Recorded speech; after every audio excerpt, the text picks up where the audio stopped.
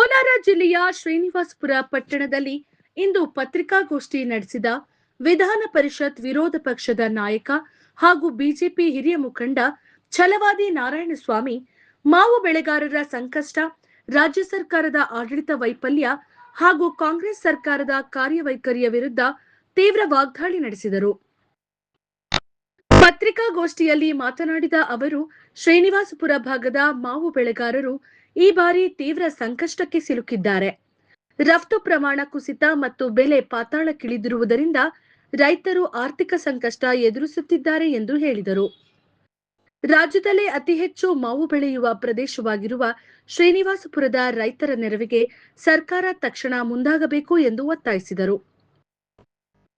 ಮಾವು ಬೆಳೆಗಾರರಿಗೆ ಬೆಂಬಲ ಬೆಲೆ ಘೋಷಿಸುವಂತೆ ಕೇಂದ್ರ ಕೃಷಿ ಸಚಿವ ಶಿವರಾಜ್ ಸಿಂಗ್ ಚೌಹಾಣ್ ರವರಿಗೆ ಪತ್ರ ಬರೆಯುವುದಾಗಿ ತಿಳಿಸಿದ ಅವರು, ರಾಜ್ಯ ಮತ್ತು ಕೇಂದ್ರ ಸರ್ಕಾರಗಳು ತಲಾ 50% ವೆಚ್ಚ ಭರಿಸಿ ರೈತರಿಗೆ ಪರಿಹಾರ ನೀಡಬೇಕು ಎಂದರು.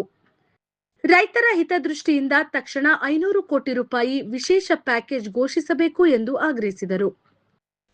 ಇದೇ ವೇಳೆ ಕಾಂಗ್ರೆಸ್ ಸರ್ಕಾರದ ವಿರುದ್ಧ ತೀವ್ರ ಟೀಕೆ ವ್ಯಕ್ತಪಡಿಸಿದ ಛಲವಾದಿ ನಾರಾಯಣಸ್ವಾಮಿ, ಸಚಿವರು ಜನರ ಸಮಸ್ಯೆಗಳನ್ನು ಆಲಿಸುವ ಬದಲು ಖಾತೆಗಳಿಗಾಗಿ ಕಿತ್ತಾಟ ನಡೆಸುತ್ತಿದ್ದಾರೆ ಎಂದು ಆರೋಪಿಸಿದರು. ಕೆಲವರಿಗೆ ಜನಸೇವೆಗಿಂತ ಲಾಭದಾಯಕ ಖಾತೆಗಳೇ ಮುಖ್ಯವಾಗಿದೆ ಎಂದು ವ್ಯಂಗ್ಯವಾಡಿದರು. ಗೃಹಲಕ್ಷ್ಮಿ, ವೃದ್ಧಾಪ್ಯ ವೇತನ ಸೇರಿದಂತೆ ಸರ್ಕಾರದ ಹಲವು ಗ್ಯಾರಂಟಿ ಯೋಜನೆಗಳ ಅನುಷ್ಠಾನದಲ್ಲಿ ಗೊಂದಲವಿದ್ದು, ಸಾವಿರಾರು ಫಲಾನುಭವಿಗಳು ಯೋಜನೆಗಳಿಂದ ವಂಚಿತರಾಗಿದ್ದಾರೆ ಎಂದು ದೂರಿದರು. ಸರ್ಕಾರ ಬಿಡುಗಡೆ ಮಾಡಿದ ಹಣದ ಲೆಕ್ಕಪತ್ರವೂ ಸ್ಪಷ್ಟವಾಗಿಲ್ಲ ಎಂದು ಪ್ರಶ್ನಿಸಿದರು. ನ್ಯಾಯಬೆಲೆ ಅಂಗಡಿಗಳಲ್ಲಿ ಸಮರ್ಪಕ ಆಹಾರ ಧಾನ್ಯ ವಿತರಣೆ ಆಗುತ್ತಿಲ್ಲ. ಜನರಿಗೆ ನೀಡಿರುವ ಭರವಸೆಗಳು ಪೂರ್ಣ ಪ್ರಮಾಣದಲ್ಲಿ ಜಾರಿಗೆಯಾಗುತ್ತಿಲ್ಲ ಎಂದು ಆರೋಪಿಸಿದ ಅವರು, ಈ ಖಾತೆ ವ್ಯವಸ್ಥೆಯಿಂದ ಸಾರ್ವಜನಿಕರು ಮತ್ತು ರೈತರು ಸಾಕಷ್ಟು ತೊಂದರೆ ಅನುಭವಿಸುತ್ತಿದ್ದಾರೆ ಎಂದು ತಿಳಿಸಿದರು. ಇನ್ನು ವಿವಿಧ ನೇಮಕಾತಿ ಹಗರಣಗಳ ಕುರಿತು ಪ್ರತಿಕ್ರಿಯಿಸಿದ ಅವರು, ತಪ್ಪು ಮಾಡಿದವರ ವಿರುದ್ಧ ಕಠಿಣ ಕ್ರಮ ಕೈಗೊಳ್ಳಬೇಕು. ಮುಂದಿನ ದಿನಗಳಲ್ಲಿ ಯಾರೂ ಇಂತಹ ಕೃತ್ಯಕ್ಕೆ ಮುಂದಾಗದಂತೆ ಕಠಿಣ ಶಿಕ್ಷೆ ವಿಧಿಸಬೇಕು ಎಂದು ಕೇಂದ್ರ ಸರ್ಕಾರವನ್ನ ಒತ್ತಾಯಿಸಿದರು. ಒಟ್ಟಾರೆ ರೈತರ ಸಮಸ್ಯೆಗಳು, ಗ್ಯಾರಂಟಿ ಯೋಜನೆಗಳ ಗೊಂದಲ, ಸಚಿವರ ಖಾತೆ ಕಿತ್ತಾಟ ಮತ್ತು ಆಡಳಿತ ವೈಫಲ್ಯಗಳ ಕುರಿತು ರಾಜ್ಯ ಸರ್ಕಾರದ ವಿರುದ್ಧ ತೀವ್ರ ಅಸಮಾಧಾನ ವ್ಯಕ್ತಪಡಿಸಿದ ಛಲವಾದಿ ನಾರಾಯಣಸ್ವಾಮಿ, ಜನರ ಸಮಸ್ಯೆಗಳಿಗೆ ಸರ್ಕಾರ ತಕ್ಷಣ ಸ್ಪಂದಿಸಬೇಕು ಎಂದು ಆಗ್ರಹಿಸಿದರು. ಸನ್ಮಾನ್ಯ ನರೇಂದ್ರ ಮೋದಿಯವರ ಪ್ರಜಾಪ್ರಭುತ್ವಾತ್ಮಕ ಚುನಾವಣೆಗಳಲ್ಲಿ ಜಯಗಳಿಸಿ ಅತಿ ದೀರ್ಘ ಪ್ರಧಾನಮಂತ್ರಿಯಾಗಿ ಅವರು ದೇಶದ ಸೇವೆ ಮಾಡ್ತಾ ಇರತಕ್ಕಂಥದ್ದು. ಈ ಸಂದರ್ಭದಲ್ಲಿ ಇಡೀ ರಾಷ್ಟ್ರದಲ್ಲಿ ಅವರಿಗೆ ಹೆಚ್ಚಿನ ಆರೋಗ್ಯ ಸಿಗಲಿ, ಇನ್ನಷ್ಟು ಶಕ್ತಿಯುತವಾಗಿ ದೇಶದ ಸೇವೆ ಮಾಡಲಿ. ಹೊರ ದೇಶಗಳು ಕೂಡ ಇವತ್ತು ಭಾರತೀಯ ಜನತಾ ಪಕ್ಷದ ಆಡಳಿತ, ಮೋದಿಜಿಯವರ ಆಡಳಿತ, NDA ಸರ್ಕಾರದ ಆಡಳಿತ ಹೆಚ್ಚು ಶಕ್ತಿಯುತವಾಗಿ ಈ ದೇಶವನ್ನು ಭದ್ರಗೊಳಿಸತಕ್ಕಂಥ ಕೆಲಸವನ್ನು ಮಾಡ್ತಾ ಇದೆ ಅಂತ ಹೊರ ರಾಷ್ಟ್ರಗಳು ಕೂಡ ಇವತ್ತು ಪ್ರಶಂಸೆ ಮಾಡತಕ್ಕಂಥ ಪರಿಸ್ಥಿತಿಯಲ್ಲಿ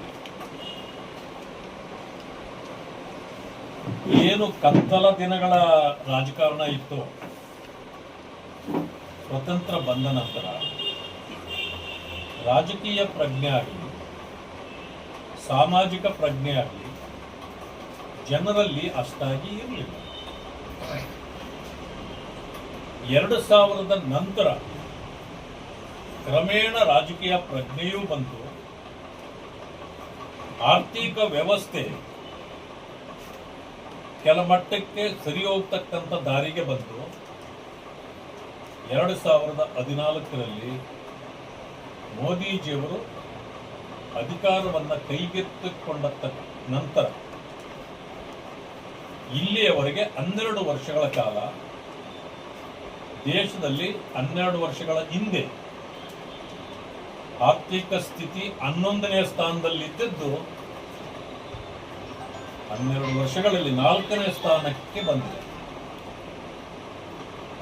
ಅಂದ್ರೆ 2017ಕ್ಕೆ 47ಕ್ಕೆ ಸ್ವತಂತ್ರ ಬಂದ 100 ವರ್ಷಗಳಾಗ್ತಕ್ಕಂಥ ಸಂದರ್ಭದಲ್ಲಿ ಪ್ರಪಂಚದಲ್ಲಿಯೇ ಭಾರತ ದೇಶ ನಂಬರ್ 1 ರಾಷ್ಟ್ರವಾಗಿ ಹೊರಹೊಮ್ಮುತ್ತದೆ ಅಂತಕ್ಕಂಥದ್ದು ಈಗಾಗಲೇ ಜನರ ತಿಳುವಳಿಕೆಗಿದೆ.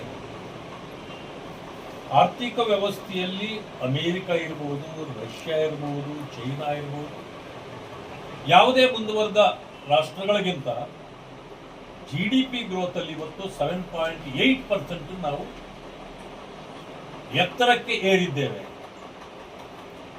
ದೇಶದಲ್ಲಿ ಒಂದು ಕಡೆ ಸಮಸ್ಯೆಯೂ ಇದೆ. ಯಾಕೆಂದ್ರೆ ಇವತ್ತು ಹೊರ ದೇಶದಲ್ಲಿ ಯುದ್ಧದ ಸಂಕಷ್ಟ ಇರುವ ಕಾರಣ ಅದರ ಕಾರ್ಮೋಡ ಭಾರತದ ಮೇಲೂ ಇದೆ. ಇಂಥ ಪರಿಸ್ಥಿತಿಯನ್ನು ಎದುರಿಸುವ ಸಂದರ್ಭದಲ್ಲಿ ಬೇರೆಲ್ಲ ರಾಷ್ಟ್ರಗಳಲ್ಲಿ GDP ಗ್ರೋತ್ ತುಂಬಾ ಕಡಿಮೆ ಇದ್ರು ನಾವು ಯಾವುದೇ ಕಾರಣಕ್ಕೆ ಅದನ್ನ ಬಿಟ್ಟುಕೊಡದಂತೆ ಆರ್ಥಿಕ ವ್ಯವಸ್ಥೆಯನ್ನು ಸರಿದೂಗಿಸಿ ಇವತ್ತು 7.8%ಗೆ ಆರ್ಥಿಕ ಪರಿಸ್ಥಿತಿಯ ಈ GDPಯ ಗ್ರೋತ್ ಅನ್ನು ಇಟ್ಕೊಂಡಿರೋದು ಅನೇಕ ರಾಷ್ಟ್ರಗಳಿಗೆ ನಮ್ಮ ವ್ಯವಸ್ಥೆ ಅಥವಾ ನಮ್ಮ ವೇಗವನ್ನು ನೋಡಿ ಅಸೂಯೆ ಪಡುವಂತ ರಾಷ್ಟ್ರಗಳು ಕೂಡ ಇವತ್ತಿವೆ. ಇಂತಹ ಪರಿಸ್ಥಿತಿ ಇರೋದ್ರಿಂದ ಏನು ಹಿಂದೆ ಸ್ವತಂತ್ರ ಬಂದ ತಕ್ಷಣ ನೆಹರೂರವರು ಆಯ್ಕೆ ಆಗದೆ ಕೇವಲ ನಾಮಕರಣಗೊಂಡು ಪ್ರಧಾನಮಂತ್ರಿಯಾಗಿ 5 ವರ್ಷ ಇತ್ತು. ಅದೇ ರೀತಿ ಇಂದಿರಾ ಗಾಂಧಿಯವರು ಏನೋ ತುರ್ತು ಪರಿಸ್ಥಿತಿಯನ್ನ ಏರಿ 2-3 ವರ್ಷಗಳ ಹೆಚ್ಚಿಗೆ ಪ್ರಧಾನಮಂತ್ರಿ ಸ್ಥಾನವನ್ನು ತೋರಿಸಿಕೊಂಡು ಇದ್ರೂ ಕೂಡ ವ್ಯವಸ್ಥಿತವಾಗಿ ಈ ಪ್ರಜಾಪ್ರಭುತ್ವ ವ್ಯವಸ್ಥೆಯ ಚುನಾವಣೆಯಲ್ಲಿ ಗೆದ್ದು 4399 ಅಂದ್ರೆ 398 ದಿನಗಳು ಹೈಯೆಸ್ಟ್ ಅದು ನೆಹರೂರವರು. ಅದನ್ನು ಮೀರಿಸಿದ್ದ ಕಾರಣದಿಂದಲೇ ಇವತ್ತು ದೇಶದಲ್ಲಿ ಮೋದಿಜಿಯವರು ಪ್ರಥಮ ಸ್ಥಾನದಲ್ಲಿದ್ದಾರೆ ಅಂತ ಹೇಳಿ ಇವತ್ತು ಎಲ್ಲಾ ಕಡೆಯಲ್ಲೂ ನಮ್ಮ ಪಕ್ಷದ ಕಾರ್ಯಕರ್ತರು ಮಾತ್ರ ಅಲ್ಲ, ದೇಶದ ಸರ್ವರೂ ಕೂಡ ಇವತ್ತು ಸಂಭ್ರಮಾಚರಣೆ, ಸಂತೋಷ ಪಡ್ತಕ್ಕಂಥ ದಿನಗಳನ್ನು ನಾವು ಕಾಣ್ತಾ ಇದ್ದೇವೆ. ಅದರ ಬಗ್ಗೆ ಈಗಾಗಲೇ ನಾನು ಬಹಳ ವಿಚಾರಗಳನ್ನ ಇದೇ ಜಿಲ್ಲೆಯಲ್ಲಿ ಕೋಲಾರದಲ್ಲಿ ನಾನು ಮಾತಾಡಿರೋದ್ರಿಂದ ಅದರ ಇದು ನಿಮಗೂ ಕೂಡ ಬಂದಿರ್ತದೆ. ಅದರಿಂದ ನಾನು ಅದಕ್ಕೆ ಹೆಚ್ಚು ಒತ್ತು ಕೊಡ್ಲಿಕ್ಕೆ ಹೋಗೋದಿಲ್ಲ. ಈ ಕಾರಣಕ್ಕೆ ಇವತ್ತಲ್ಲಿ ಬಂದಿದ್ದೆ. ಪ್ರೆಸ್ ಕಾನ್ಫರೆನ್ಸ್ ಮುಗಿದ ಮೇಲೆ ಅಲ್ಲಿಂದ ಮುಳುಬಾಗಿಲು ಇದೆ. ಯಾಕೆಂದ್ರೆ ಮುಳುಬಾಗಿಲು ಆಗಿರ್ಬೋದು, ಶ್ರೀನಿವಾಸಪುರ ಆಗಿರ್ಬೋದು, ಚಿಂತಾಮಣಿ, ಶಿಡ್ಲಘಟ್ಟ ಈ ಮಾರ್ಗವಾಗಿ ನಾನು ಹೋಗ್ತೇನೆ. ಬಂದವರೆಲ್ಲ ಕೋಲಾರಕ್ಕೆ ಬರ್ತಾರೆ, ಬೆಂಗಳೂರಿಗೆ ಹೋಗ್ತಾರೆ ಅನ್ಸ್ಕೊಳ್ಬಾರ್ದು. ಯಾಕೆ ಅಂತಂದ್ರೆ ಶ್ರೀನಿವಾಸಪುರ ನಮ್ಮದೇ ಅಲ್ವಾ, ಇಲ್ಲಿಯೂ ಜನರ ಸಮಸ್ಯೆ ಏನಿದೆ ಅಂತ ತಿಳ್ಕೊಳ್ಬೇಕು. ನಮ್ಮ ಕಾರ್ಯಕರ್ತರನ್ನು ಭೇಟಿ ಆಗಬೇಕು, ಮುಖಂಡರನ್ನು ಭೇಟಿ ಆಗಬೇಕು, ಸಮಸ್ಯೆಗಳನ್ನು ಅರ್ಥಕೊಳ್ಬೇಕು ಅಂತೇಳಿ ನಾನಿಲ್ಲಿ ಬಂದೆ. ಈಗ ಇದಕ್ಕೂ ಹೋಗಿದ್ದೆ, ಮುಳುಬಾಗಿಲಿಗೆ ಹೋಗಿ ಬಂದಿದ್ದೇನೆ. ಇಲ್ಲಿ ಬಂದಾಗ ನನ್ನ ಗಮನಕ್ಕೆ ಬಂದಿದ್ದು ನನಗೆ ಮೊದಲೇ ಇತ್ತು. ಕಳೆದ ವರ್ಷದಲ್ಲೂ ಇಂಥ ಒಂದು ಸಮಸ್ಯೆ ಬಂದಾಗ ಮಾವು ಬೆಳೆಗಾರರು ತುಂಬಾ ತೊಂದರೆಗೆ ಬಂದಿದ್ರು. ಅದಾದ ನಂತರ ಈ ಫಾರೆಸ್ಟ್ ಡಿಪಾರ್ಟ್ಮೆಂಟ್ನವರು ಈ ರೈತರನ್ನ ಒಕ್ಕಲೆಬ್ಬಿಸಿ ಅವರ ಜಮೀನುಗಳನ್ನು ಕಸ್ಕೊಂಡಿದ್ದು ವಿಚಾರದಲ್ಲಿ ಆಗಲೂ ಕೂಡ ನಾನು ಬಂದಿದ್ದೆ. ಕಳೆದ ಬಾರಿ ಮಾವಿಗೆ ಅತಿ ಕಡಿಮೆ ಬೆಲೆ ಬಂದಾಗ ಇದೇ ಸಮಸ್ಯೆಗಳನ್ನು ನಾವು ಕೇಂದ್ರ ಸರ್ಕಾರದ ಗಮನ ಸೆಳೆದಿದ್ವಿ, ಪರಿಹಾರಗಳನ್ನು ಕೊಡಬೇಕು ಅಂತೇಳಿ ಹೇಳಿದ್ವಿ. ಆಗಿನ ಸಂದರ್ಭಕ್ಕೂ ಈಗಿನ ಸಂದರ್ಭಕ್ಕೂ ಬಹಳ ವ್ಯತ್ಯಾಸ ಇದೆ. ಇದೇನಾದರೂ ಇಲ್ಲಿ ಎಕ್ಸ್ಪೋರ್ಟ್ ಆಗ್ತಿದ್ದಿದ್ರೆ, ರಫ್ತು ಮಾಡಲಿಕ್ಕೆ ಅವಕಾಶ ಇದ್ದಿದ್ರೆ ಬಹುಶಃ ಇಷ್ಟೊಂದು ಸಂಕಷ್ಟಕ್ಕೆ ರೈತರು ಬರ್ತಿರಲಿಲ್ಲ. ಇವತ್ತು ರಫ್ತು ನಿಂತು ಹೋಗಿದೆ, ಕಾರಣಗಳೇನೇ ಇರಲಿ, ಬೇರೆ ಬೇರೆ ಇರಲಿ, ಅದರಿಂದಾಗಿ ಇಲ್ಲಿನ ರೈತರು ಕಂಗಾಲಾಗಿದ್ದಾರೆ. ಇಡೀ ನಮ್ಮ ರಾಜ್ಯದಲ್ಲಿ ಹೆಚ್ಚು ಮಾವು ಬೆಳೀತಕ್ಕಂಥ ಅದು ಅಂತಂದ್ರೆ ಅದು ಕೋಲಾರ, ವಿಶೇಷವಾಗಿ ಶ್ರೀನಿವಾಸಪುರ. ಮಾವು ನಿಗಮ ಕೂಡ ರಾಜ್ಯ ಸರ್ಕಾರ ಮಾಡಿದರೆ ಅದಿರ್ತಕ್ಕಂಥದ್ದು ಕೂಡ ಇಲ್ಲೇ ಶ್ರೀನಿವಾಸಪುರದಲ್ಲಿ. ಆದರೆ ಅದಕ್ಕೆ ಹೆಚ್ಚಿನ ಒತ್ತು ಕೊಡ್ತಕ್ಕಂಥದ್ದು, ಮಹತ್ವ ಬರ್ತಕ್ಕಂಥದ್ದು, ರೈತರಿಗೆ ಬೆಳೆಗೆ ಬೆಲೆ ಬರಲಿಕ್ಕೆ ಏನು ಮಾಡಬೇಕು ಅನ್ನೋದು ರಾಜ್ಯ ಸರ್ಕಾರನೂ ಮಾಡಬೇಕು. ಬರೀ ಕೇಂದ್ರದ ಮೇಲೆ ಹಾಕಿ ಕುತ್ಕೊಳ್ಳೋಕ್ಕಾಗೋದಿಲ್ಲ. ರಾಜ್ಯ ಸರ್ಕಾರದ ಪಾಲು ಇದೆಯಲ್ಲ, ಆದರೆ ರಾಜ್ಯ ಸರ್ಕಾರ ಇದುವರೆಗೂ ಕೂಡ ಅದರ ಬಗ್ಗೆ ಚಿಂತೆ ಮಾಡದೇ ಇರತಕ್ಕಂಥದ್ದು ಇದು ಖಂಡನೀಯ. ಹೇಳಬೇಕು ರಾಜ್ಯ ಸರ್ಕಾರ, ರೈತರಿಗೆ ಇಷ್ಟು ಅನ್ಯಾಯ ಆಗಿದೆ, ಅವರ ಬೆಳೆಗಳು ಇವತ್ತು ಇಷ್ಟು ಒಂದೊಂದು ಎಕರೆಗೆ ಇಷ್ಟು ಬಂದಿದ್ರೆ ಅವರಿಗೆ ಲಾಭ ಆಗ್ತಿತ್ತು, ಅದರಿಂದ ಇಷ್ಟೇ ಬಂದಿದ್ದರಿಂದ ಅವರಿಗೆ ಸಂಪೂರ್ಣ ಅನ್ಯಾಯ ಆಗಿದೆ. ನಾವು ರಾಜ್ಯ ಸರ್ಕಾರದಿಂದ ಇಷ್ಟೊಂದು ಅವರಿಗೆ ನಾವು ತುಂಬಿಕೊಡ್ತೇವೆ, ಕೇಂದ್ರ ಸರ್ಕಾರವು ಒಂದಷ್ಟು ಪಾಲು ಕೊಡ್ಲಿ, ಈ ರೀತಿ ಮಾಡಬೇಕಲ್ಲ. ರಾಜ್ಯ ಸರ್ಕಾರ ಇದುವರೆಗೂ ಮಾತಾಡ್ತಾ ಇಲ್ಲ. ಆದ್ರಿಂದಲೇ ನಾನು ಇಲ್ಲಿ ಬಂದು ಇದನ್ನು ತಿಳ್ಕೊಳ್ಬೇಕು. ಅದಾದ ಮೇಲೆ ನಾಳೆನೇ ಇದು ಸೋಮವಾರ ನಾಳೆನೇ ನಾನು ಕೇಂದ್ರಕ್ಕೆ ಶಿವರಾಜ್ ಸಿಂಗ್ ಅವರಿಗೆ ನಾನು ಇದು ಪತ್ರ ಬರೀತೇನೆ. ತಕ್ಷಣ ಬೆಂಬಲ ಬೆಲೆಯನ್ನು ಘೋಷಣೆ ಮಾಡಬೇಕು. ರಾಜ್ಯ ಸರ್ಕಾರ ಖಾತೆ ಅಲ್ಲ ಖ್ಯಾತೆ ಬೇಕಾಗಿರೋದು. ಆಮೇಲೆ ಅಧಿಕಾರ ಬೇಕಾಗಿರೋದು ಎಲ್ರಿಗೂ ಜನರ ಸಮಸ್ಯೆ ಕೇಳಕ್ಕೆ ಅಲ್ಲ, ಮೋಜು ಮಸ್ತಿ ಮಾಡಕ್ಕೆ. ಆಮೇಲೆ ಕೆಲವರೆಲ್ಲ ನಮ್ಗೆ ಈ ಖಾತೆ ಸಾಕಾಗ್ತಾ ಇಲ್ಲ. ನೀವು ಫುಡ್ ಮಿನಿಸ್ಟರ್ ನೋಡಿದ್ರಲ್ಲ, ಮೊದಲ ದಿನನೇ ಹೇಳಿದ್ರು ನನ್ನ ಫುಡ್ ಅಲ್ಲಿ ವಿಟಮಿನ್ಸೇ ಇಲ್ಲ, ಒಳ್ಳೆ ವಿಟಮಿನ್ ಇರೋ ಫುಡ್ ಕೊಡಿ ನನಗೆ ಅಂತ. ಅಂದ್ರೆ ಇವರು ಫುಡ್ ಬಂದಿರೋದೇ ಹೊರತು ಜನಸಾಮಾನ್ಯರ ಕೆಲಸ ಮಾಡಕ್ಕಲ್ಲ. ಖಾತೆಗಳಲ್ಲಿ ಇಷ್ಟು ಹೋರಾಟ ಮಾಡಿ ಒಂದು ಖಾತೆ ತಗೊಳ್ತಾರೆ ಅಂದ್ರೆ ಅರ್ಥ ಏನು? ಅಂದ್ರೆ ಸುಲಿಗೆ ಮಾಡ್ಲಿಕ್ಕ? ಈಗ ಬೆಂಗಳೂರು ಅಭಿವೃದ್ಧಿ GBA ಕೊಟ್ಟಿರೋದು ಸಾಕಾಗಲ್ಲ, ನನಗೆ BDA ಕೊಡಬೇಕು ಅಂತ. ಯಾಕೆಂದ್ರೆ ಸೈಟ್ ವ್ಯಾಲ್ಯೂ ಜಾಸ್ತಿ ಇದೆ ಅಂತ. ಇಷ್ಟು ದಿನ ಎಕರೆ ಜಮೀನು ಹೊಡೆದಿದ್ದಾಗೋಯ್ತು. ಈಗ ಸೈಟ್ಗಳು ಹೊಡೆಯಕ್ಕೆ ಹೋದವ್ರೆ. ಎಂತ ಪರಿಸ್ಥಿತಿಗೆ ಬಂದಿದೆ ಅಂದ್ರೆ ನಗುಬಾಟ್ಲು. ಜನ ಅದೇನೋ ಹೇಳ್ತಾರಲ್ಲ, ಮಗಳು ಮಾಡೋದು ಹಂಗೆ, ಜನರು ಆಡೋದು ಹಂಗೆ. ಈ ಸರ್ಕಾರದ ಪರಿಸ್ಥಿತಿ, ಅವ್ರು ಮಾಡೋದು ಹಂಗೆ, ಜನ ಆಡೋದು ಹಂಗೆ. ಯಾವ ಖಾತೆ ಕೊಟ್ಟರು?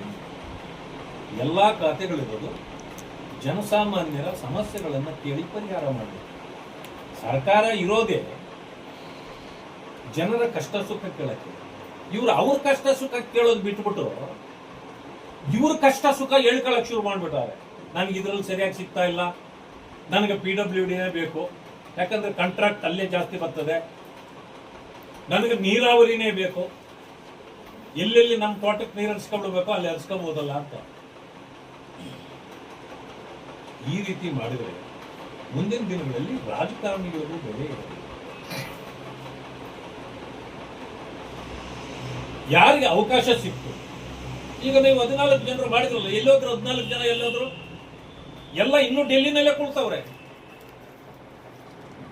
ಏನ್ ಸೋನಿಯಾ ಗಾಂಧಿ ಗುಲಾಮಗಿರಿ ಮಾಡಕ ನೀವಿರೋದು ಮಂತ್ರಿಗಳಾಗಿರೋದು? ಇನ್ನೂ ಅವ್ರ ಮನೆ ಬಾಗಿಲು ಬಿಟ್ಟು ಈಚೆನೆ ಬಂದಿಲ್ಲ. ಇನ್ನೂ ಆಗಬೇಕಾಗಿರೋರು ಹೋಗಿ ಅಲ್ಲೇ ಕೊಡ್ತವ್ರೆ, ಆಗಿರೋರು ಅಲ್ಲೇ ಕೊಡ್ತವ್ರೆ. ಏನಿದಕ್ಕೆ? ರಸಗೊಬ್ಬರ ಸಿಗ್ತಾ ಇಲ್ಲ, ಸಮಸ್ಯೆ ಆಗಿದೆ. ಇದು ಬಿತ್ತನೆ ಆಗ್ತಾ ಇದೆ, ಬೀಜಗಳು ಸಿಗ್ತಾ ಇಲ್ಲ. ಎಲ್ಲ ಕ್ಯೂಗಳು ನಿಂತ್ಕೊಂಡಿದ್ದಾರೆ. ನಾರ್ತ್ ಕರ್ನಾಟಕದಲ್ಲಂತೂ ಪಾಪ ಹೆಣ್ಣು ಮಕ್ಕಳು ಕೂಡ ಅಂಗಡಿಗಳ ಮುಂದೆ ಕ್ಯೂ ನಿಂತಿದ್ದಾರೆ. ಇವೆಲ್ಲ ನೋಡ್ಬೇಕಾದವರು ನೀವೋಗಿ ಈಗ ಸೋನಿಯಮ್ಮನ ಬಾಗಲಲ್ಲಿ ಕುತ್ಕೊಂಡಿದ್ರೆ ಬರ್ತಾವ ಇವೆಲ್ಲನೂ? ಅಂದ್ರೆ ಇವ್ರೇನ್ ತೀರ್ಮಾನ ಆಗಿದೆ? 2 ವರ್ಷ ತಾನೆ. ಆದ್ರೆ ಏನ್ ಬಿದ್ರೆ ಈ ಕಡೆ ಆ ಕಡೆ ನೋಡೋಷ್ಟೊತ್ತಿಗೆ 2 ವರ್ಷ ಆಗೋತದೆ. ಎಷ್ಟು ಕೆರ್ಕೋಬೇಕಷ್ಟು ಕೆರ್ಕೊಂಡು ಮನ್ಕೊಳ್ಬಿಡೋದ. ಹೆಂಗೋ ನಮ್ ಸರ್ಕಾರ ಬರಲ್ಲ, ಅವನೇ ಬಂದ್ಬಿಟ್ಟಿದೆ. ಅಂದ್ರೆ ಇದು ಕೆರ್ಕೊಳ್ಳೋ ಸರ್ಕಾರ ಇದು.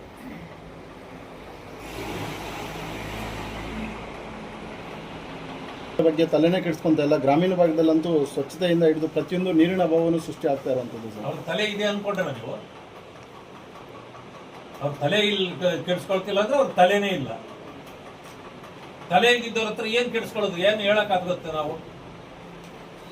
ಏನು ದೊಡ್ಡ ಪ್ರಜಾಪ್ರಭುತ್ವ, ಸಂವಿಧಾನ, ಬಾಬಾ ಸಾಹೇಬ್ ಅಂಬೇಡ್ಕರ್, ರಾಜೀವ್ ಗಾಂಧಿನೇ ತಂದಿದ್ದು ಗ್ರಾಮ ಸ್ವರಾಜ್ಯ. ಎಲ್ಲಿ ಸ್ವರಾಜ್ಯ ನಿಮ್ದು? ಎಲ್ಲೋಯ್ತಪ್ಪ ನಿಮ್ ಸ್ವರಾಜ್ಯ? ಗ್ರಾಮ ಪಂಚಾಯತಿಗಳು ಚುನಾವಣೆ ನಡೆಯಿಸ್ತೀರಾ? ಎಲ್ಲಿ ಆವಾಗಲೇ ಸ್ವರಾಜ್ಯ ಬರೋದು? ತಾಲೂಕ್ ಪಂಚಾಯತ್, ಜಿಲ್ಲಾ ಪಂಚಾಯತ್ಗಳು ಮಾಡಿದ್ರಾ? ಮಾಡಿಲ್ಲ. ಮತ್ತೆ ಎಲ್ಲಿಂದ ಸ್ವರಾಜ್ಯ ಬಂದಿತ್ತು? ಹೇಳೋದಕ್ಕೆ ಮಾತ್ರನಾ ಇದು ಇರೋದು? ಹೇಳೋದು ವೇದಾಂತ, ತಿನ್ನೋದು ಬದನೆಕಾಯಿ. ಇದು ಕಾಂಗ್ರೆಸ್ನ ಸಿದ್ಧಾಂತ. ಗೃಹಮಂತ್ರಿ ಪ್ರಿಯಾಂಕ್ ಖರ್ಗೆ ಅವರು RSS ಅವ್ರಿಗೆ ದಾಖಲಾತಿ ರೆಡಿ ಮಾಡ್ಕೊಳ್ಳಿ ರಿಜಿಸ್ಟ್ರೇಷನ್ಗೆ ಅಂತ ಹೇಳಿದ್ದಾರೆ. ಮಾಡ್ತಾರೆ ರಿಜಿಸ್ಟ್ರೇಷನ್ ಎಲ್ಲ ರೆಡಿ ಮಾಡ್ಕೊಳ್ತಾರ. ಅವರು ಯಾರಿಗೆ ಕೊಡ್ಬೇಕಂತ ರೆಡಿ ಮಾಡಿ? ಪಾಪ ಅನುಭವದ ಕೊರತೆ ಇದೆ ಅವ್ರಿಗೆ. ಸ್ವತಂತ್ರ ಪೂರ್ವದಲ್ಲಿ ಈ RSS ಹುಟ್ಟಿತ್ತು, 100 ವರ್ಷ ಆಯಿತು. ಅವರಪ್ಪ ಹುಟ್ಟೋದಕ್ಕೆ ಮುಂಚೆನೆ ಅದು ಹುಟ್ಬಿಟ್ಟಿತ್ತು. ಆವತ್ತು ಬ್ರಿಟಿಷ್ ಇದ್ರು ದೇಶದಲ್ಲಿ. ರಿಜಿಸ್ಟ್ರೇಷನ್ ಅನ್ನೋ ಅವಶ್ಯಕತೆ ಇರಲಿಲ್ಲ. ಅದರಲ್ಲೂ ಅದು ಸ್ವಯಂ ಸೇವಕ್ ಸಂಘ. ಸ್ವಯಂ ಅಂತಂದ್ರೆ ಏಕ ವ್ಯಕ್ತಿ, ಅದು ಒಬ್ಬೊಬ್ರು ಸಿಂಗಲ್ ಇರೋ ಇದು. ಅದಕ್ಕೆ ರಿಜಿಸ್ಟ್ರೇಷನ್ ಅವಶ್ಯಕತೆ ಇಲ್ಲ. ಆಮೇಲೆ ಯಾರು ಸರ್ಕಾರದಲ್ಲಿ ಭಿಕ್ಷೆ ಕೇಳ್ತಾರಲ್ಲ, ನಮ್ಗೆ ಅದು ಕೊಡಿ ಇದು ಕೊಡಿ ಅಂಥವ್ರಿಗೆ ಬೇಕು ರಿಜಿಸ್ಟ್ರೇಷನ್. ಇವ್ರು ಯಾರ ಹತ್ರ ಹೋಗೋರಿಲ್ಲ, ಅವ್ರಿಗೇನಕ್ಕೆ ಬೇಕು? ಎಲ್ಲಕ್ಕಿಂತ ಮಿಗಿಲಾಗಿ ಇವತ್ತು ಲಾ ಬುಕ್ ತೆಗೆದು ಓದಕ್ಕೆ ಹೇಳಿ ಮಾನ್ಯ ಗೃಹ ಮಂತ್ರಿ. ಎಲ್ಲೂ ಸಂಘಟನೆ ಅನ್ನೋದು ರಿಜಿಸ್ಟರ್ ಆಗಲೇಬೇಕು ಅನ್ನೋ ಕಡ್ಡಾಯ ಇಲ್ಲ. ಅದು ಪಾಪ ಅವ್ರಿಗೆಲ್ಲ ಗೊತ್ತಿಲ್ಲ. ಆಮೇಲೆ ಎಲ್ಲಕ್ಕಿಂತ ಮಿಗಿಲಾಗಿ ಹೋಮ್ ಮಿನಿಸ್ಟರ್ ಕೆಲಸ ಮಾಡಕ್ಕೆ ಹೇಳಿ. ಹಿಂದೆ ITBT ಮತ್ತು ರೂರಲ್ ಡೆವಲಪ್ಮೆಂಟ್ ಇತ್ತು. ಒಂದು ದಿನ ರೂರಲ್ ಡೆವಲಪ್ಮೆಂಟ್ ಬಗ್ಗೆ ಮಾತಾಡಿಲ್ಲ. ಬರೀ RSS. ಯಾಕೆ ಗೊತ್ತಾ? ಹೆಡ್ಲೈನ್ ಬರ್ತದಲ್ಲ ಪತ್ರಿಕೆಯಲ್ಲಿ, ಅಷ್ಟೇ ಬೇಕಾಗಿರೋದು ಅವ್ರಿಗೆ. ಯಾಕಂದ್ರೆ ಅನುಭವದ ಕೊರತೆ ಇದೆ. ಅನುಭವದಿಂದ ಮುಖ್ಯಮಂತ್ರಿ ಮಂತ್ರಿ ಆಗಿಲ್ಲ ಅವರು. ಅವರ ತಂದೆಯವರ ಆಶೀರ್ವಾದದಲ್ಲಿ ಆಗಿರೋದು ಅವರು. ಅದರಲ್ಲೂ ಗಾಂಧಿ ಫ್ಯಾಮಿಲಿ ಗುಲಾಮಗಿರಿಯಿಂದ ಚಿಕ್ಕಿರೋದೆಲ್ಲ ಅವ್ರಿಗೆ. ಅದರಿಂದಾಗಿ ಅವ್ರಿಗೆ ಅನುಭವದ ಕೊರತೆ ಇರೋದ್ರಿಂದ ಮಾತೆತ್ತದ ಕೆಲಸ ಮಾಡಿ ಒಳ್ಳೇದು ಅನ್ಸ್ಕೊಳ್ಳೋಣ. ನಾನು ತಳ ಸಮುದಾಯಗಳಿಂದ ಬಂದಿದ್ದೀನಿ, ಏನಾದ್ರೂ ಇದು ಮಾಡೋಣ.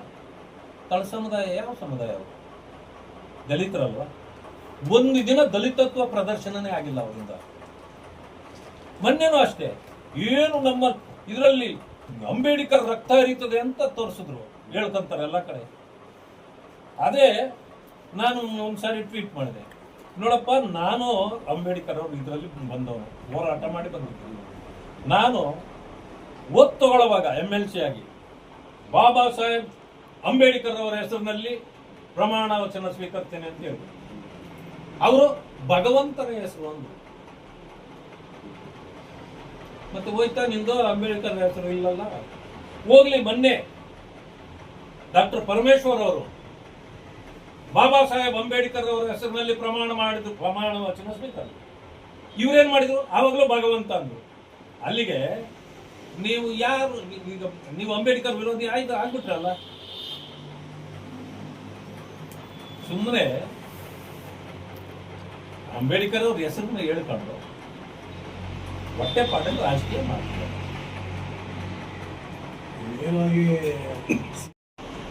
ಭಗವಂತನ ಹೆಸರಿನಲ್ಲಿ ಇದು ಪದ್ಧತಿ. ಯಾರ್ಯಾರ ಹೆಸರಲ್ಲೋ ತಗೊಳ್ಳೋದಿಲ್ಲ, ಅದು ಇದಕ್ಕೆ ತೋರಿಸೋದವರು ಅಲ್ಲ. ಮತ್ತೆ ರಾಜ್ಯ ಸರ್ಕಾರ ಗ್ಯಾರಂಟಿ ಯೋಜನೆ ಬಂದ ಮೇಲೆ ರೇಷನ್ ಕಾರ್ಡ್ ಅನ್ನೋದಕ್ಕೆ ಜೀರೋ ಆಗಿದೆ. ಒಂದು ಮನೆಯಲ್ಲಿ 2 ಕುಟುಂಬ 3 ಕುಟುಂಬ ವಾಸ ಮಾಡ್ತಾರೆ. ಈ ಫೆಸಿಲಿಟಿ ಅವ್ರಿಗೂ ಬೇಕಾಗಿದೆ. ಸರ್ಕಾರ ಏನು ಘೋಷಣೆ ಮಾಡ್ತಾರೋ ಅದು ಅರ್ಧಂಬರ್ಧ ಆಗಿದೆ. ಸರಿಯಾದ ರೀತಿಯಲ್ಲಿ ಪೂರ್ಣ ಪ್ರಮಾಣದಲ್ಲಿ ಜನರಿಗೆ ಸೌಲಭ್ಯ ಸಿಗ್ತಲ್ಲ. ಜೊತೆಗೆ ಎರಡನೇದೇನಪ್ಪ ಅಂತಂದರೆ, ಈಗ ಮಾಶಾಸನ ಅಂತಕ್ಕಂಥ ವಿಚಾರದಲ್ಲಿ ಇಡೀ ರಾಜ್ಯದಲ್ಲಿ ಸುಮಾರು 2 ತಿಂಗಳು 3 ತಿಂಗಳು 4 ತಿಂಗಳು ನಾಶ ಸಿಕ್ತು. ಇದು ಗೊಂದಲಮಯ ವಾತಾವರಣ ಇದೆ. ನಾಲ್ಕು ಕಚೇರಿಗಳು ತಾಲೂಕು ಕಚೇರಿಗಳಿದ್ರೆ ಅವ್ರೇನಂದ್ರೆ ರಾಜ್ಯ ಸರ್ಕಾರ ಇಡೀ ರಾಜ್ಯದಲ್ಲಿ ವ್ಯವಸ್ಥೆ ಕಾಂಗ್ರೆಸ್ ಇರೋವರೆಗೆ ಈ ವ್ಯವಸ್ಥೆ ಸರಿ ಹೋಗಲ್ಲ.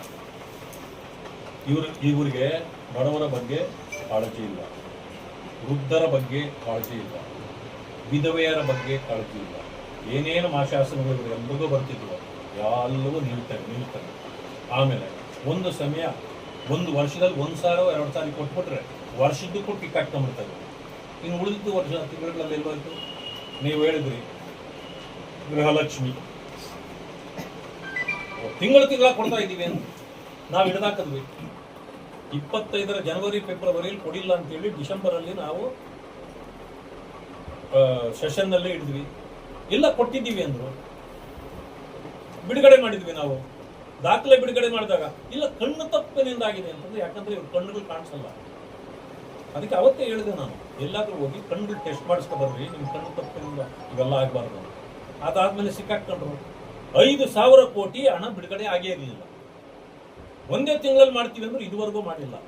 ಎಲ್ಲೋಯ್ತು 5,000 ಕೋಟಿ? ಇನ್ನೂ ಅದಕ್ಕೆ ಲೆಕ್ಕ ಕೊಟ್ಟಿಲ್ಲ. ಅದಾದ್ಮೇಲೆ ಈಗ 2,000 ಕೊಡ್ತಿದ್ದು ಇವತ್ತು ಪತ್ರಿಕೆಯಲ್ಲಿದೆ 5.5 ಲಕ್ಷ 3.5 ಲಕ್ಷ ಇರಬೇಕು. 3.5 ಲಕ್ಷ ಮಹಿಳೆಯರು ಇದು ಇವತ್ತು ಕೈ ಬಿಡಲಾಗಿದೆ. ಯಾವ ಸಮಿತಿ ಮಾಡಿದ್ರಿ? ರಿಪೋರ್ಟ್ ಯಾರು ಕೊಟ್ಟರು? ಸರ್ವೆ ಯಾರು ಮಾಡಿದ್ರು? ಹೆಂಗ್ ಬಿಟ್ರಿ ನೀವು ಅಂತ ಹೇಳಿ?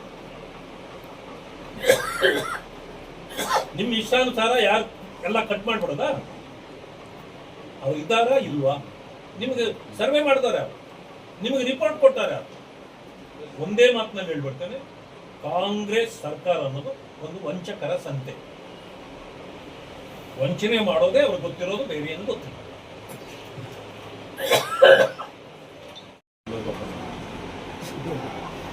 ಎಕ್ಸ್ಪೋರ್ಟರ್ ಅವ್ರು ಬಹಳ ಬುದ್ಧಿವಂತಿಕೆ ಮಾಡಿ ಇಡೀ ದೇಶಕ್ಕೆ ಈ ಖಾತಾ ಮಾಡ್ತಾರಂತೆ. ಈ ಖಾತಾ ಅಂದ್ರೆ ಏನು? ಈ ಖಾತಾ ಅಂದ್ರೆ ಮೊದಲು ಖಾತಾ ಇರಲಿಲ್ವಾ? ಅದೇ ಖಾತಾನೇ ಆ ಖಾತೆ ಹೋಗಿ ಇವಾಗ ಈ ಖಾತೆ ಮಾಡ್ತಾರೆ. ಆ ಖಾತೆ ಸರಿ ಇತ್ತು, ಈ ಖಾತೆ ಸರಿ ಇಲ್ಲ. ಈಗ ಏನ್ ಮಾಡೋದು? ಜನರಿಗೆ ಎಷ್ಟು ತೊಂದರೆ ಆಗ್ತಾ ಇದೆ. ದುಡ್ಡು ಕೊಡದೆ ಏನೂ ನಡೆಯಲ್ಲ, ಅದು ಸರಿ. ಒಂದಕ್ಕೆ 50ರಷ್ಟು 100ರಷ್ಟು ಚಾರ್ಜ್ ಮಾಡ್ತಾವ್ರೆ. ಇವಾಗ ಹೋದ್ರೆ ಹೋಗ್ಲಿ, ಆ ರೈತನಿಗೋ ಯಾರಿಗೋ ಒಬ್ಬನಿಗೆ ಕರೆಕ್ಟಾಗಿ ಸಿಕ್ಕಿಬಿಟ್ರೆ ಅವ್ನು ಖುಷಿ ಪಡ್ತಾನೆ. ದುಡ್ಡು ಇವಾಗ ಯಾರಾದ್ರೂ ಇಲ್ಲಿ ಹೇಳೋದು, ಯಾರಾದ್ರೂ ದುಡ್ಡು ಮುಟ್ಟಿದ್ದಾರೆ ಅಂದ್ರೆ ಸಸ್ಪೆಂಡ್ ಮಾಡಿಬಿಡ್ತೀನಿ, ಹಾಗೆ ಈಗ ಅನ್ನೋದು. ದುಡ್ಡು ಇಲ್ದಂತೂ ಏನೂ ಆಗಲ್ಲ. ಕಂಪ್ಲೇಂಟ್ ಕೊಟ್ರೆ ಅದಕ್ಕೆ ಏನೂ ನಡೆಯಲ್ಲ. ಯಾಕೆ? ಏನಂತಂದ್ರೆ ಹೇಳೋದು ಭಯ ಪಡಿಸಕ್ಕೆ, ತಗೊಳ್ಳೋದು ಎಲ್ಲ ತಗೊಳ್ಳೋದೇ. ಬೆಂಗಳೂರು ಸುತ್ತ ಬರ್ರಿ, ಎಷ್ಟು ಆಸ್ತಿಗಳಾಗಿದೆ ತೋರಿಸ್ತೀನಿ. ಅದೊಂದು ಹೋಗ್ಲಿ.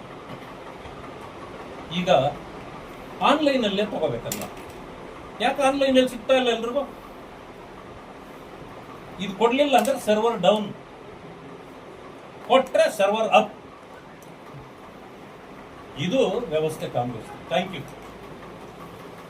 ಹಿಂದೆ ಬಹಳ ಯೋಚನೆ ಮಾಡಿ ನ್ಯಾಯ ಬೆಲೆ ಅಂಗಡಿ ಅಂತ ಇಟ್ಟಿದ್ರು, ಅದಕ್ಕೆ ಹೆಸರು. ಈಗ ಅಲ್ಲಿ ನ್ಯಾಯನೇ ಇಲ್ಲ. ಈಗೇನಂತ ಹೆಸರು ಇಡಬೇಕು? ಅನ್ಯಾಯ ಬೆಲೆ ಅಂಗಡಿ ಅಂತ ಇಡ್ಬೇಕಾಗುತ್ತೆ. ಮೋದಿ ಅವರು ಕೊಡ್ತಾ ಇರೋ 5 ಕೆಜಿನೇ ಇವತ್ತಿಗೂ ಬರ್ತಾ ಇರೋದು. ಇಲ್ಲಿ ಫುಡ್ ಮಿನಿಸ್ಟರ್ಗೆ ಆ ಫುಡ್ಡೇ ಸರಿ ಇಲ್ಲಂತೆ. ನಾವೇನ್ ಮಾಡ್ಲಿ? ಎಷ್ಟು ಕೊಡ್ತಾ ಇದ್ದೀರಿ ಅಂತಂದ್ರೆ ಅಷ್ಟೇ. ವಿಡಿಯೋ ನೋಡಿದ್ದೀರಾ? ಎಷ್ಟು ಸೇಮ್. ಏನ್ ಸೇಮ್ ಸರ್ ಅಂದ್ರೆ ಸೇಮ್ ಅಲ್ಲ ಸರ್. ಮೊದಲು 5 ಕೆಜಿ ಕೊಡ್ತೀನಿ ಅಂದಿದ್ರಿ, ಮೋದಿ ಅವ್ರದ್ದು 5 ಕೆಜಿ, ನಿಮ್ದು 10 ಕೆಜಿ ಅಂದಿರಿ. ಎಲ್ಲಿ ಸರ್? ಇಲ್ಲ, 10 ಕೆಜಿನೇ ಹೇಳಿದ್ದು. ಆಯ್ತು, ಈಗ 10 ಕೆಜಿ ಸರಿಯಾಗಿ ಕೊಡ್ತಾ ಇದ್ದೀರಾ ಸರ್? ಕೊಡ್ತಾ ಇದ್ದೀವಿ. ಆಮೇಲೆ ಇಲ್ಲ ಸರ್ 5 ಕೆಜಿ ಅದು ಸೇರ್ತಾ ಇರೋದು, ಅದರಲ್ಲೂ 4 ಕೆಜಿ ಏನೋ ಇದು ಅಕ್ಕಿ, 4 ಕೆಜಿ, 1 ಕೆಜಿ ಏನೋ ರಾಗಿ, 6 ಕೆಜಿ ಅಲ್ಲ, ಅದು ಮೊದಲು ಕೊಡೋವಾಗ. ಈಗ ಅದಕ್ಕೆ ತಪ್ಪಿಸ್ಬಿಟ್ಟಿದ್ದಾರಂತೆ. ಅದಕ್ಕೆ 10 ಕೆಜಿ ಸೇರ್ತಾ ಇಲ್ಲ ಸರ್. ಇಲ್ಲ ಸೇರ್ತಾ ಇದೆ. ಎಷ್ಟು ಕೊಡ್ತಾ ಇದ್ದೀರಿ ಇವಾಗ? ಸೇಮ್. ಅವ್ರಿಗೆ ಸೇಮು ಶೇಮ್ಗೆ ಅರ್ಥ ಗೊತ್ತಿದ್ದಂಗಿಲ್ಲ. ಅದು ಸೇಮ್ ಅಲ್ಲ, ಶೇಮ್ ಅಂತ ಹೇಳ್ಬೇಕು. ಸರ್, ರಾಜ್ಯಾದ್ಯಂತ ತಪ್ಪು ಮಾಡೋದು ಇತ್ತೀಚೆಗೆ ಮನುಷ್ಯನ ಗುಣ ಆಗುವುದು. ವ್ಯವಸ್ಥೆಯಲ್ಲಿರ್ತಕ್ಕಂಥವರು ತನ್ನ ಸ್ವಾರ್ಥಕ್ಕಾಗಿ ಅಥವಾ ಹಣ ಪಡ್ಕೊಳ್ಳಿಕ್ಕೆ ಯಾರಾದರೂ ಮಾಡ್ತಾರೆ.